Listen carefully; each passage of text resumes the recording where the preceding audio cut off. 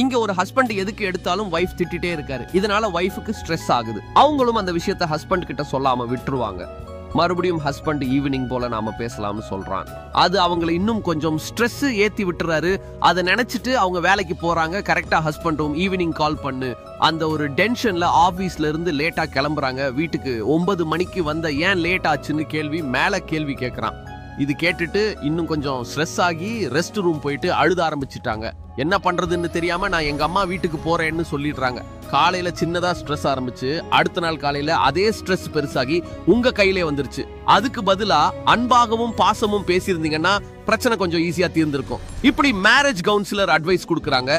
ஒரு சின்ன கேம் ஒன்னு விளையாட சொல்றாங்க. ஹஸ்பண்ட் வைஃபை பத்தி எதுக்கெல்லாம் தேங்க்ஸ் சொல்ல நினைக்கிறீங்களோ அது அந்த துண்டு பேப்பர்ல எழுதணும். அதே மாதிரி அவங்களும் பண்ணணும். சில நாட்கள் போன அப்புறமா ஹஸ்பண்ட் கொஞ்சம் அவசரப்பட்டுட்டாரு. பேப்பர்ல என்னதான் எழுதி இருக்கான்னு படிச்சு பாக்குறாரு. ஆனா அதுல எதுவுமே எழுதல. ஏன்னு கோவப்பட்டு கேக்குறாரு. அதுக்கு அவ சொல்றா, 2 வாரம் எந்த ஒரு டிஸ்டர்பன்ஸ் பண்ணாம அமைதியா இருந்த அதுக்கு தேங்க்ஸ் சொல்லணும்னு நினைச்சேன். அதான் நீ கெடுத்துட்டியே.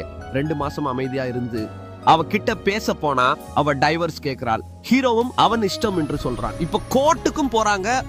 ஹஸ்பண்ட் அழுதுட்டே கையெழுத்து போடுறான். வைஃப் கையெழுத்து போடுறதுக்கு முன்னாடி என்ன ததின்னு சொல்ல மாட்டேன் என்று கேட்கிறாள். அவனுக்கும் சந்தோஷம். வைஃப் திருப்பி கிடைச்சதுல இதோட கதையும் முடியுது.